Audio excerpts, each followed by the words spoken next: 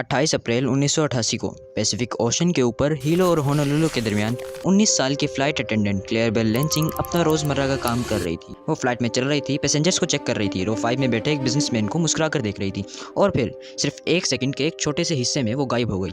ना कोई एक्सप्लोजन हुआ, ना कोई कोलिजन हुआ, ना कोई ऐसी इमरजेंसी जिसका किसी को पहले से अंदाज़ा था। प्लेन की छत का एक बड़ा हिस्सा अचानक ऐसे उखड़ गया जैसे किसी ने किसी डब्बे के ढक्कन को उतार कर फेंक दिया हो। 24,000 फीट की बुलंदी पर 280 माइल्स पर आवर की स्पीड पर क्लेयर बेल लैंसिंग इतनी तेज़ी से एयरक्राफ्ट से बाहर निकल गई कि आसपास मौजूद लोगों को रिएक्ट करने का मौका भी नहीं मिला। लेकिन हैरत की बात यह है कि प्लेन फिर भी उड़ता रहा। यह था अलोहा एयरलाइंस फ़्लाइट 243, एक बोइंग 737। पायलट्स हवा का ज़बरदस्त प्रेशर, बहरा कर देने वाला शोर और पूरी अफरा तफरी के दरमियान प्लेन को कंट्रोल करने की कोशिश कर रहे थे और किसी तरह उन्होंने 94 लोगों को जिंदा ज़मीन पर उतार दिया।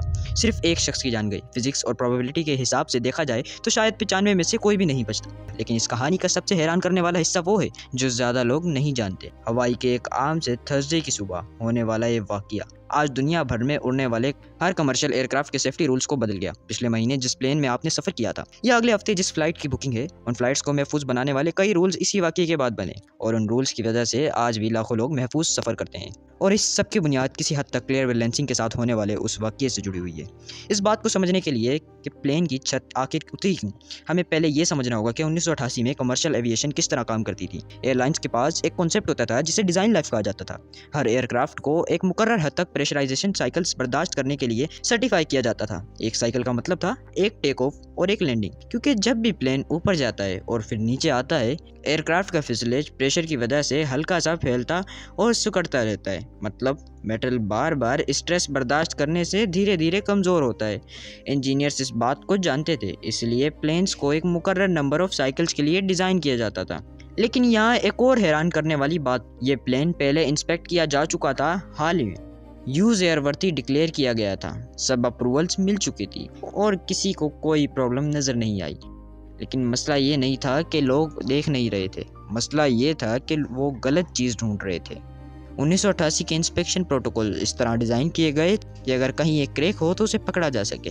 एक क्रैक, एक अलग डिफेक्ट जिसे रिपेयर करके प्लेन को दोबारा सर्विस में भेजा जा सके। लेकिन अलोहा 243 में सिर्फ एक क्रैक नहीं था, उसमें हज़ारों क्रैक्स थे, बहुत छोटे, इतने छोटे कि इंसानी आंख उन्हें देख ही नहीं सकती थी। ये क्रैक्स उन रिवेट होल्स के आसपास फैल रहे थे जो प्लेन की आउटर स्किन को जोड़ कर रखते हैं। अकेले अकेले देखा जाए तो हर क्रैक लगभग बेज़रर था, लेकिन जब ये सब मिलकर काम करने लगे तो सूरत हाल बहुत ख़तरनाक हो गई। एविएशन की लैंग्वेज में इसे बाद में मल्टीपल साइड डैमेज कहा गया। और दिलचस्प बात ये थी कि इस फ्लाइट से पहले ये टर्म एविएशन सेफ्टी वोकैबुलरी का हिस्सा ही नहीं था। असल में प्लेन की स्किन अब मजबूती से जुड़ी हुई नहीं, वो सिर्फ इस इंतज़ार में थी कि कोई ट्रिगर आए और सब कुछ टूट जाए। और फिर 24,000 फीट की बुलंदी पर एक आम थर्सडे की सुबह वो ट्रिगर आ गया। जो कुछ हुआ 2 सेकंड से भी कम वक्त में हुआ। फर्स्ट क्लास केबिन के ऊपर पीछे वाला फ्यूसलेज का एक बड़ा हिस्सा प्लेन से अलग हो गया। डिकम्प्रेशन इतनी तेज़ी और इतनी शिद्दत से हुई, क्लेयर बेल लैंसिंग की आवाज़ कॉकपिट तक पहुंचने से पहले ही गायब हो चुकी थी।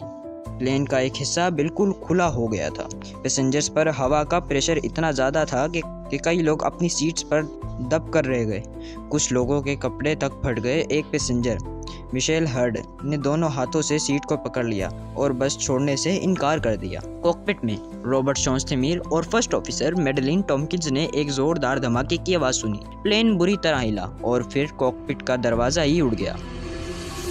उन्होंने देखा कि जहां सीलिंग होनी चाहिए थी वहां सीधा आसमान नजर आ रहा था। बाद में टॉम्किंस ने कहा कि उनका पहला ख्याल ये था कि शायद बॉम्ब ब्लास्ट हुआ है। सोचिए, प्लेन 24,000 फीट पर था, 280 माइल्स पर आवर की स्पीड से उड़ रहा था। प्लेन का एक बड़ा हिस्सा खुला हुआ था और अंदर अब भी 94 लोग मौजूद थे और पायलट्स को इसे लैंड भी कर रहा था। यहाँ से कहानी और भी ज़्यादा एक्स्ट्राऑर्डिनरी हो जाती है। क्रू ने कभी ऐसी सिचुएशन की ट्रेनिंग ही नहीं ली थी, किसी ने भी नहीं।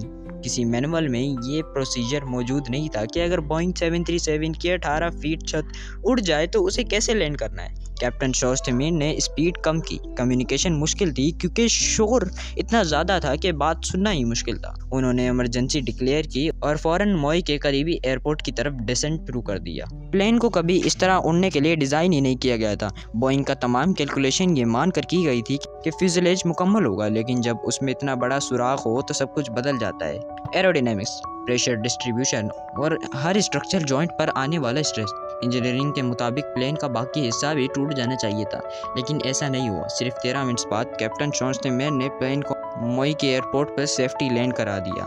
सिर्फ 13 minute. Flight attendant Jain सेटो टोमिटा compression के वक्त फ्लोर पर गिर गई थी, लेकिन फिर भी वो पूरे कैबिन में रेंग कर पैसेंजर्स की मदद करती रही। उसे सीरियस इंजरीज हुई, लेकिन उसने काम करना नहीं छोड़ा। क्लेयर बेल लैंसिंग ही वो वाहिद शख्स थी जो जिंदा घर वापस नहीं जा सकी। बाकी 94 लोग चलते हुए या उठकर प्लेन से बाहर निकल गए जिंदा। इसके बाद जो इन्वेस्टिगेशन हुई उसी ने एविएशन की दुनिया को हमेशा के लिए बदल दिया। अब सवाल सिर्फ ये नहीं था कि क्या किसी प्लेन में क्रैक है, सवाल ये बन गया क्या उस प्लेन में हजारों माइक्रोस्कोपिक क्रैक्स मौजूद हैं जो मिलकर किसी भी वक्त तबाही ला सकते हैं। इस वाकये के बाद नए इंस्पेक्शन प्रोटोकॉल्स लिखे गए, सिर्फ बोइंग 737 के लिए नहीं बल्कि दुनिया के हर पुराने कमर्शियल एयरक्राफ्ट के लिए। FAA ने aging aircraft safety program launch किया, एक ऐसा प्रोग्राम जो 28 अप्रैल 1988 से पहले मौजूद ही नहीं था। अब इंस्पेक्शन सिर्फ आंखों से देखने तक महदूद नहीं रही, नई टेक्नोलॉजीज यूज होने लगी, ultrasonic scanning, eddy current testing और दूसरे एडवांस मेथड जो वो डिफेक्ट्स भी पकड़ सकते थे जो इंसानी आंख कभी नहीं देख सकते। एयरक्राफ्ट रिटायरमेंट रूल्स दोबारा रिव्यू किए गए। बोइंग ने पूरी 737 फैमिली के इंस्पेक्शन गाइडलाइंस अपडेट किए। रिवर्ट होल्स कैसे ड्रिल होंगे, फ्यूसेलेज पैनल्स कैसे असेंबल होंगे, कौन सा मटेरियल यूज होगा, इन सब पर अलोहा 243 इन्वेस्टिगेशन का असर पड़ा।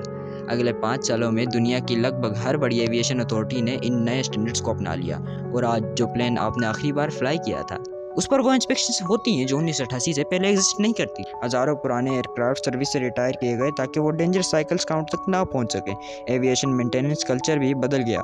अब एयरवर्थी सिर्फ एक चेक बॉक्स नहीं रहा बल्कि एक लगातार पूछा जाने वाला एक सवाल बन गया। एक फ्लाइट, एक फटी हुई छत, एक औरत जो कभी घर वापस ना जा सकी और 94 लोग जो बच गए क्योंकि 2 पायलट्स ने उस चीज़ को मुमकिन बना दिया जिसके लिए उन्हें कभी ट्रेन ही नहीं किया गया था। क्लेयर बेल लैंसिंग कभी भी ये नहीं देख सकी कि उसकी मौत ने क्या बदला।